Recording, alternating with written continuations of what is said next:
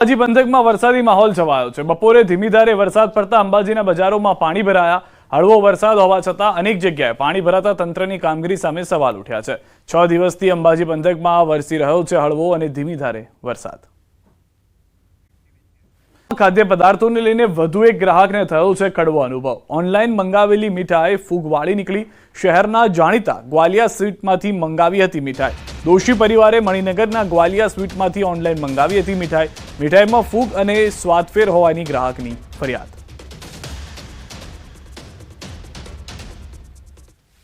અમે દર બેસતા મહિને અમારા ઘરે મંદિરે પ્રસાદ કરવા માટે પ્રસાદ મંગાવીએ છીએ અને મારી પુત્ર વધુએ આ પ્રસાદ મંગાવ્યો છે।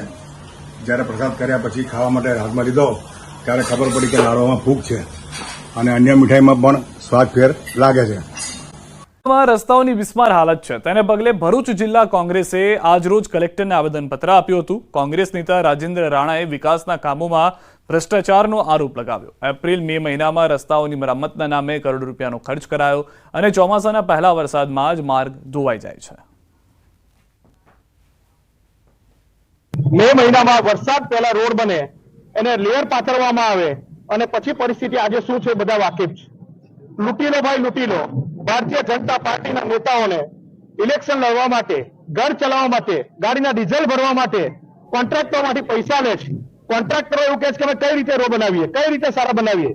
વરસાદ બાદ શહેરના અનેક રસ્તાઓનું ધોવાણ થયું છે। ચોમાસામાં મોટાભાગના માર્ગો બિસ્માર બન્યા છે, ત્યારે પાંચબત્તીથી મહમ્મદપુરાને જોડતો માર્ગ અતિ બિસ્માર બન્યો છે। તેના કારણે રાહદારીઓ તેમજ વાહન ચાલકો પરેશાન થયા છે। તંત્રને અનેક વખત રજૂઆત કરવા છતાં કોઈ નિરાકરણ ન આવતા રિક્ષા એસોસિએશને વિરોધ નોંધાવ્યો।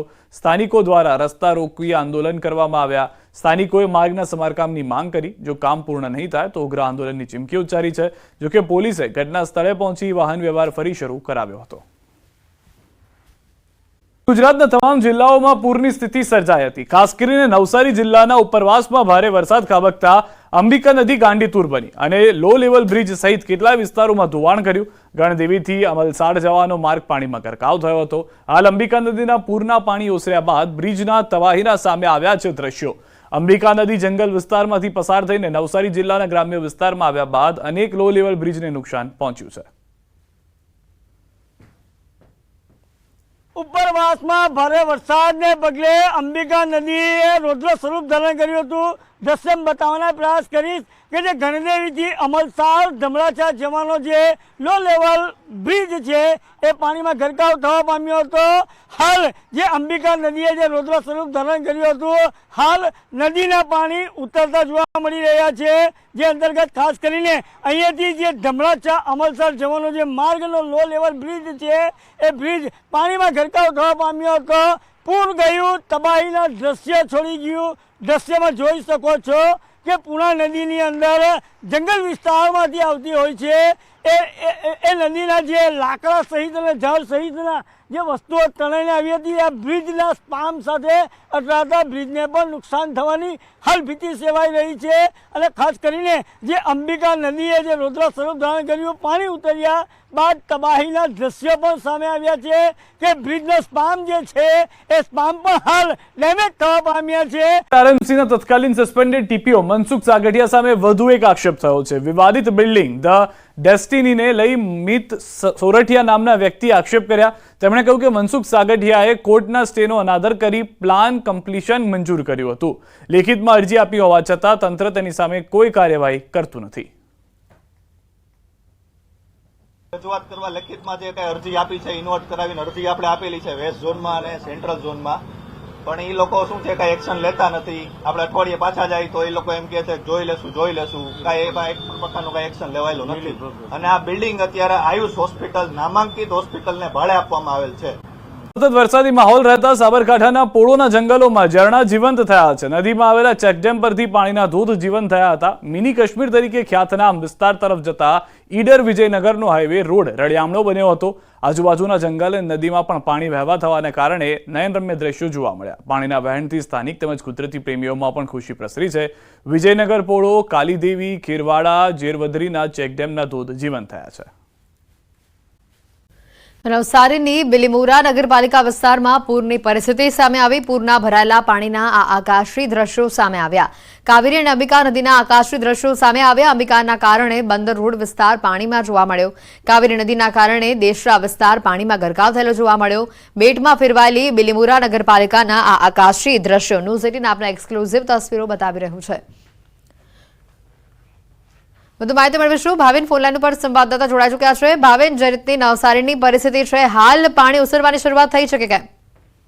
ચોક્કસથી હેતવી જો વરસાદને લઈને વાત કરવામાં આવે તો નવસારી જિલ્લામાં હાલ વરસાદે વિરામ લીધો છે. સાથે જ ઉપરવાસમાં પણ વરસાદની વિરામ લેતા હાલ જે નદીઓની જે સપાટી છે એમાં ઘટાડો થઈ રહ્યો છે. અંબિકા, કાવેરી અને પૂર્ણા નદી જે તમામ જે નદીઓ છે પોતાની ભયજનક સપાટીથી નીચે આવી ચૂકી છે, એટલે તંત્રને એકંદરે રાહત થઈ છે. હેતવી, બીજી બાજુ જે દ્રશ્યો છે ન્યૂઝ 18 પર જે સામે આવ્યા છે એ બિલીમોરા નગરપાલિકા વિસ્તારના આકાશી દ્રશ્યો છે કે જે રીતના અંબિકા અને કાવેરી નદી જે રૌદ્ર સ્વરૂપ ધારણ કરીને જે કાળો કેર વર્તાવ્યો હતો અને એને જે તમામ જે ગામો છે કાંઠા વિભાગના જે અંબિકા અને કાવેરી નદી કિનારાના ગામોમાં અંબિકા અને કાવેરીના પાણી ફરી વળ્યા હતા. ત્યારના જે આ દ્રશ્યો છે અને પાણીનો ઘટાડો થતા હાલ પાણી ઉતરતા લોકોએ રાહતનો શ્વાસ લીધો, સાથે તંત્રએ પણ રાહતનો શ્વાસ લીધો છે. આભાર ભાવિન માહિતી બદલ. વલસાડથી સમાચાર આવી રહ્યા છે. ઔરંગા નદીના જળસ્તરમાં ઘટાડો થયો છે. છીપવાડ વિસ્તારમાં પાણી ઓસરતા લોકોએ રાહતનો શ્વાસ લીધો છે. છીપવાડમાં દુકાનોમાં પાણી ઘૂસી જતા ભારે નુકસાન પહોંચ્યું હતું. પાલિકાના કર્મચારીઓ ન ફરકતા વેપારીઓમાં રોષ જોવા મળ્યો. લોકોએ જાતે જ શરૂ કરી હતી સાફ સફાઈ. ડ્રેનેજ લાઇનના પાણી લોકોના ઘરોમાં, દુકાનોમાં ઘૂસી આવ્યા હતા. વેપારીઓ આખી રાત નથી સૂતા. પાલિકામાંથી કોઈ પણ આવ્યું ન હોવાની વાત વેપારીઓ દ્વારા કરવામાં આવી. ઠેર ઠેર કાદવ કીચડના થર જામેલા જોવા મળ્યા. છીપવાડ વિસ્તારમાં 4 થી 5 ફૂટ જેટલા પાણી ભરાયા હતા. મહારાષ્ટ્ર અને ધરમપુર કપરાડામાં પડેલા વરસાદની સીધી અસર જોવા મળી વલસાડ જિલ્લામાં. ખાસ કરીને વલસાડ જિલ્લામાં જે પ્રકારે ઔરંગા નદી ગાંડી તૂર બની હતી, જેને લઈને વલસાડનું છીપવાડ એટલે કે દાણા બજાર તરીકે ઓળખાતો વિસ્તાર કે સૌથી વધારે વેપારીઓની દુકાનો આવેલી છે, આ વિસ્તારમાં ગઈકાલે 5 ફૂટ કરતાં વધુ પાણી હતા. વહેલી સવારે પાણી ઓસરતાની સાથે હવે લોકોએ સાફ સફાઈ શરૂ કરી છે. ખાસ કરીને સાફ સફાઈ કરવાની જરૂર નગરપાલિકાને હોય છે, પણ નગરપાલિકાના એક પણ કર્મચારી ફરક્યા નથી. ત્યારે લોકોએ પોતાના ઘર, દુકાનો બાદ હવે રસ્તા સાફ કરવાની શરૂઆત કરી છે.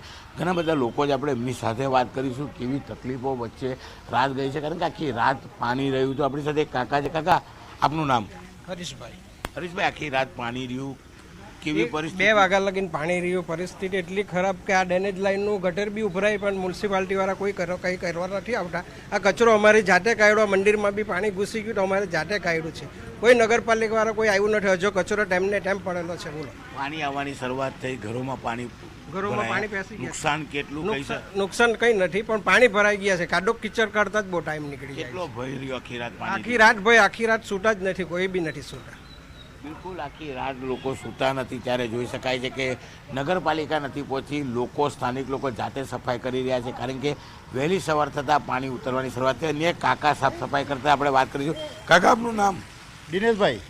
દિનેશભાઈ, શું કહેશો? આખી રાત પાણી રહ્યું, કેટલો ભય? બહુ હેરાન થયા છે અમે, ને આ જાતે જ સાફ સફાઈ મ્યુનિસિપાલિટી તો આવે જ નહીં, ને વર્ષોથી આ સમસ્યા છે જ અહીંયા પાણી ભરાઈ જવાની. વારંવાર આ વિસ્તારમાં તો ઘણા બધા વેપારીઓની દુકાન આવે, તે બી બધી અનાજ ને બધું બગડે છે, વારંવાર બગડે છે.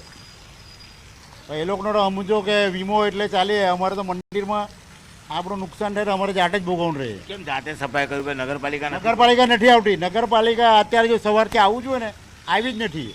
આટલો કચરો તમે જોઈ લો, અમારી સામે જ ચાલો. કેટલા વાગે પાણી ભરવાની શરૂઆત થઈ? 11 વાગે સવારે. રાત્રે 11 વાગે. તો પાણી વચ્ચે રાત કાઢવી કેટલી અઘરી રહી? બહુ અઘરી. રાતના આખી રાત બેસીને સૂતા બી નથી અમે, ને આખી રાત કામ કરતા જઈએ છે આ બધું આ સાફ સફાઈનું. બિલકુલ આખી રાત લોકો ભયના હોટા હેઠળ જોવા મળ્યા હતા. અને હવે જ્યારે વરસાદે વિરામ લીધો છે અને ઉપરથી પાણી આવવાના બંધ થયા છે, ત્યારે ચોક્કસ નગરપાલિકા સફાઈમાં નિષ્ફળ નીવડી છે. ત્યારે વલસાડના લોકો હવે રસ્તા જાતે સાફ કરતા જોવા મળી રહ્યા છે. એટલે કે વલસાડની સ્થિતિ હવે ધીરે ધીરે સુધરી રહેલી જોવા મળી રહી છે. કેમેરામેન ભરત બ્રહ્મભટ્ટ સાથે કીર્તેશ પટેલ, ન્યૂઝ 18 ગુજરાતી, વલસાડ. તો આ તરફ વલસાડના લીલાપોર વિસ્તારમાં પાણી ઉતરતા લોકોએ ઘરની સાફ સફાઈ શરૂ કરી છે. પાણી આવતા લોકો ઘરમાં સામાન મૂકી સલામત સ્થળ પર ખસી ગયા હતા. પૂરના પાણીમાં ઘરવખરી તમામ સામાન પલળી ગયું. નીચાણવાળા વિસ્તારોમાં પૂરના પાણીથી ભારે નુકસાન પહોંચ્યું છે. ચોખ્ખું પાણી ન હોવાથી લોકો પૂરના પાણીથી જ ઘરની સાફ સફાઈ કરવા મજબૂર થયા છે. વલસાડ અને નવસારીમાં પૂરે તબાહી મચાવી નાખી છે. કાવેરી અને અંબિકા નદીમાં ઘોડાપૂર આવતા નદીના પાણી કિનારો વટાવીને નીચાણવાળા વિસ્તારોમાં ઘૂસી ચૂક્યા છે અને જેના કારણે રહેણાંક વિસ્તારોમાં મકાનો પાણીમાં ડૂબી ચૂક્યા છે. અડધી રાત્રે રેલ આવતા લોકો પહેર્યા કપડે પોતાનો જીવ બચાવવા ભાગ્યા હતા અને પાછળથી પૂરના પાણીએ તબાહી મચાવી નાખી. મકાનોમાં ઘરવખરી પાણીમાં પલળી ગઈ તો દુકાનોમાં રાખેલો માલ સામાનને ભારે પ્રમાણમાં નુકસાન પહોંચ્યું છે. લોકોએ આખી રાત ભૂખ્યા તરસ્યા જાગીને આ પાણીમાં વિતાવી છે. કેટલાક લોકોએ તો પૂરના પાણીમાં પોતાનું સર્વસ્વ ગુમાવી દીધું છે. ત્યારે આ પૂરને લઈને લોકોની આપવીતી સાંભળો તેમની જ જુબાની. સવારથી થોડું થોડું હતું, પછી જરા બપોરે વધી ગયું, પછી રાત્રે સાંજ સુધીમાં એકદમ ઘરમાં ચડી ગયા પાણી. અમે હું ને મમ્મી 2 જ જણા હતા, પણ પછી આ બધા ફાયર બ્રિગેડ વાળા ભાઈ ને બધા ભાઈ લોકોએ અમને મારા ભાભીના ઘરે લઈ ગયા કે તમે નીકળો એમ કરીને. અમે તો બહાર નીકળી ગયા, પછી આવે તો એટલે આવ્યા મ્યુનિસિપાલિટી વાળા આવ્યા અને નીકળ્યો બહાર, એટલે અમે બધા બહાર નીકળી ગયા. સામાન બધું કોઈ કઈ નહીં ઘેર આવ્યો, બધું સાફ. થોડું પાણી આવેલું ગયેલું ઘરમાં, એટલે અમે જાતે નીકળી આવ્યા. એ બધો સામાન વામાન અમારો ઘરમાં જ છે. પાણીમાં તો જાય એવું પરિસ્થિતિ છે. હવે ઘર બંધ કરીને આવે કઈ ખબર નહીં, હવે પાણી ઓછો થાય તો જઈને જોઈએ. 7 વાગે 7:30 વાગે પાણી ચાલુ થઈ ગયેલું, એટલે 9-10 વાગે તો બહુ ફૂલ પાણી થઈ ગયેલું. 5 થી 6 ફૂટ પાણી આવી ગયેલું બધા અંદર નીચે સાઈડે આપણે ઘેર લાગે એટલું પાણી હજુ બી છે અમારા ઘરમાં. તો રાત્રે પાણી આવી ગયા તો એવી પરિસ્થિતિ થઈ કે સામાન અમારા છૂટી ગયા અને ભાગીને નીકળી શક્યા અને માંડ કરીને ગુંદલાવ પહોંચ્યા અમે. અને પાણી બધું પાછળ આવી ગયું, સામાન કોઈ રહ્યા નહીં. અને એટલું પાણી કે સવારે 3 વાગ્યા સુધી પાણી પુલની ઉપર ચાલી ગયું ઠેઠ સુધી. પણ આ એવી પરિસ્થિતિ થઈ કે ભૂખ્યા તરસ્યા રોડ પર ઊભું રહેવું પડ્યું અમારે. આવી પરિસ્થિતિ છે. આ દેસરા વિસ્તારનો ચાંદની ચોક સોસાયટી એરિયા કહેવાય. આ એરિયામાં ગઈકાલે સાંજે 7 વાગ્યાથી પાણી ભરાવાના સ્ટાર્ટ થયેલા, પણ કોઈ પ્રશાસન જોવા પણ નથી આવ્યું, પૂછવા પણ નથી આવ્યું. ને છેલ્લા લગભગ 22 થી 25 વર્ષથી આ પ્રોબ્લેમ છે અહીંયા. રાત ટેરેસ ઉપર સુઈ ગયા, લાઇટ હતી, હવે હમણાં પાણી ઉતરી ગયા તો લાઇટ કાપવાની વાત કરે છે. લગભગ 7 વાગે ઘરમાં પ્રવેશવાના ચાલુ થયા અને લગભગ 3 વાગ્યા સુધી વધતા હતા. 3 વાગ્યા પછી પાણી સ્થિર થયા અને 6 વાગ્યા પછી ઉતરવાના ચાલુ થયા. રાત તો ભાઈ કહ્યું તેમ આખી રાત બેસી જ રહેવું પડે. જનાવર સાપ બધું નીકળે જ, એટલે ઘરમાં દરવાજા ખુલ્લા રાખવા પડે. આ જે પાણી છે તે લગભગ 3 ફૂટ જેટલા પાણી આવી ગયા અને બધા આખી રાત ઉજાગરો કરેલો છે.